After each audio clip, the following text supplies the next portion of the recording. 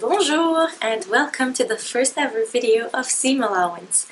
My name is Valerie and on this channel I hope to share with you my passion for sewing, knitting, vintage fashion and sustainability.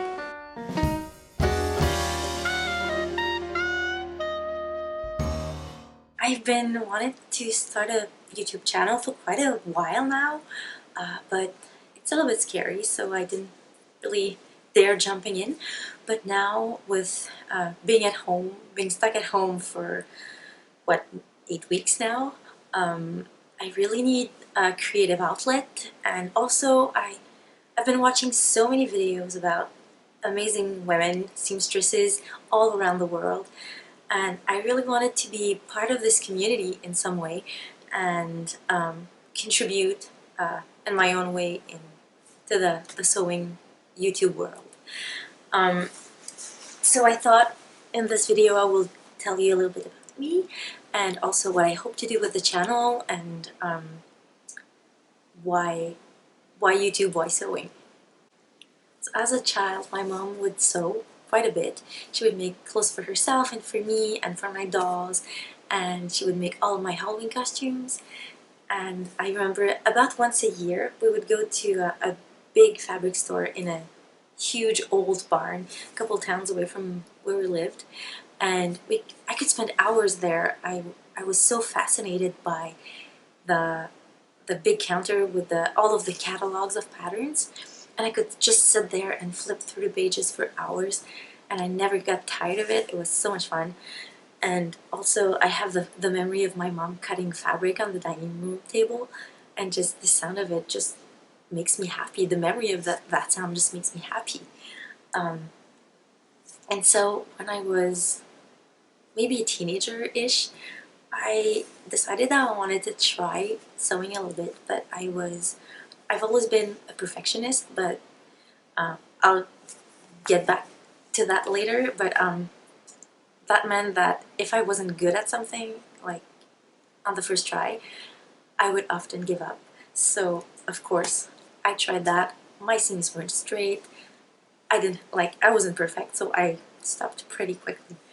Then when I was in university, my grandfather gave me his sewing machine, his old sewing machine. That's actually the Singer 15J that he and my grandmother bought the year they got married, so in 1954.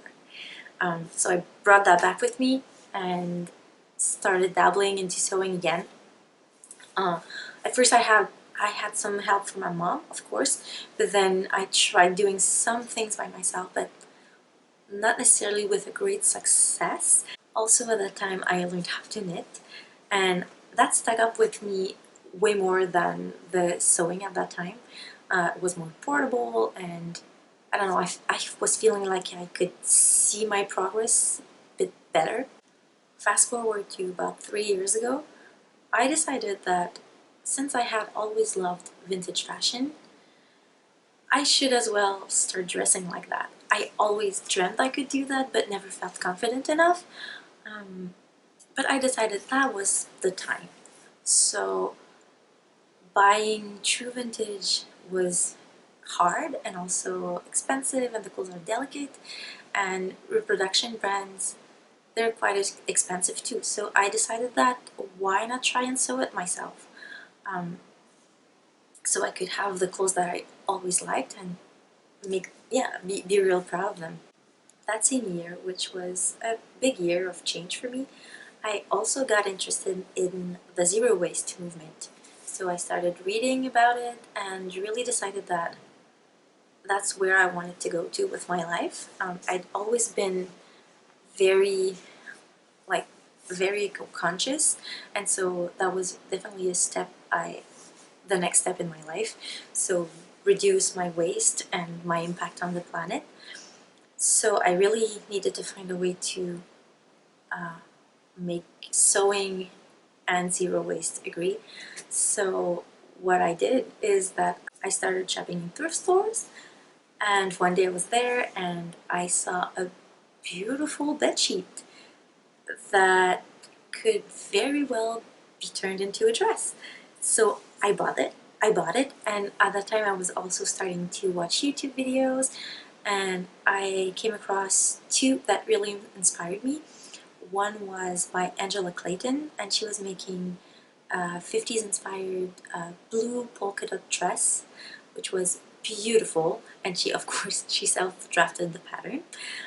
And the other video was of Crafty Pinup, which is now, who's now what Abby makes, and she was making a buttery pattern, which I thought was just so stunning. And so my bedsheet fabric combined with that pattern turned into my first vintage inspired sustainable dress. And from then on, I really wanted to keep that going, and I decided that I would only use supplies found in at the thrift store, or passed down, or things like that, secondhand. So I started getting, at the thrift store you can find pretty much anything if you look long enough. So I find thread, bias binding, buttons, zippers, and of course fabric. So I get my fabric from bed sheets, from curtains, from tablecloths, but also sometimes there's just fabric remnants.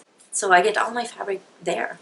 And people are always so surprised when they see a dress that they tell me they like it, and then I tell them I made it, and it was a tablecloth.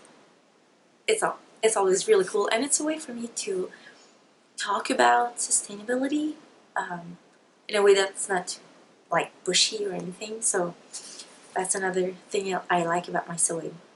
The final reason why I got back into sewing and why I like it is the more mindful aspect of it. So I'm someone who's a big perfectionist. I'm in my head a lot. I have a hard time focusing and being in the moment, and I can get pretty anxious. And sewing is really helpful for me. I don't know, when I sew, I have to be in the moment. Otherwise, I'll probably prick my finger underneath the sewing machine needle, or I'll make a big mistake and ruin my fabric. So I have to be mindful. So that helps me a lot. And also, since I'm such a perfectionist and I tend to just quit when things don't go the way I want, I really consciously made the decision that I wasn't going to do that with sewing. That would be a perseverance endeavor. And so whenever I make a mistake, I talk to myself and I really try to fix it. I really like something that Lindsay from Inside the Hem said, that she sort of talks to past her and future her. So whenever I make a mistake and I don't feel like seam ripping, or I just want to give up, I wonder, I ask myself, will future Val want to wear this with, I don't know, a crooked zipper, or with that seam that's not finished the way I want it? And then most of the time I still have to like kick myself in the behind, but it's enough for me to like really fix my mistakes and keep going. And of course, sometimes it takes me a long time to finish something because I procrastinate quite a bit, but in the end, I'm very happy with my finished garments.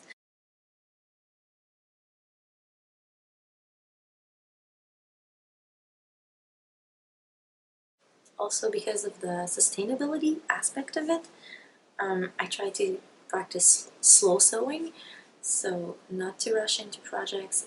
But everything combines, because I sew on a vintage machine. It doesn't do zigzags. I don't have an overlocker.